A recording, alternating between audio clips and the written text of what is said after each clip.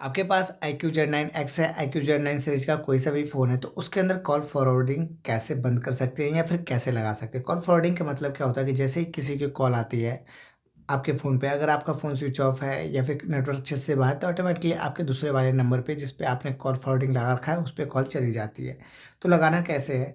तो आप डायलर पे जाएँगे, थ्री डॉट पे जाएँगे, सेटिंग पे चले जाएँगे।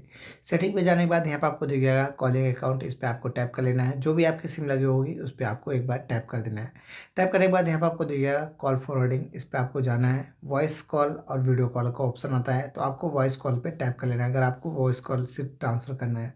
तो यहाँ पे आपके सामने 3 ऑप्शन आते हैं। पहला आता है, यहाँ पे आपका दिख रहा होगा व्हेन बिज़ी, यानी कि जब बिज़ी रहोगे तब कॉल ट्रांसफ़र होगी, या फिर जब आप कॉल नहीं उठा रहे होगे तब कॉल ट्रांसफ़र होगी, या फिर अनरीचेबल, यानी कि नेटवर्क से बाहर रहोगे तब आपकी कॉल उठ जाएगी, मतलब दूसरे कॉल पे चली जाएगी।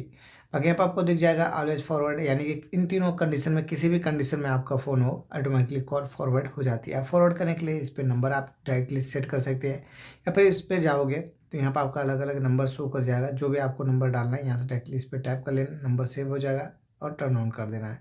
तो यहाँ से आपका कॉल फॉरवर्डिंग लग जाती है। बाकी जिनको कॉल फॉरवर्डिंग बंद करनी है, यहाँ पे आपको जाना है, टर्न ऑफ का ऑप्शन आएगा, यहाँ से आप टर्न ऑफ कर दोगे, कॉल फॉरवर्डिंग बंद हो जाएगी। तो अगर वीडियो अच्छी लगेगी तो लाइक, कमेंट, शेयर, सब्सक्राइब कीजिएगा। मिलता है नेक्स्ट वीडियो, तब तक के लिए बाय बाय।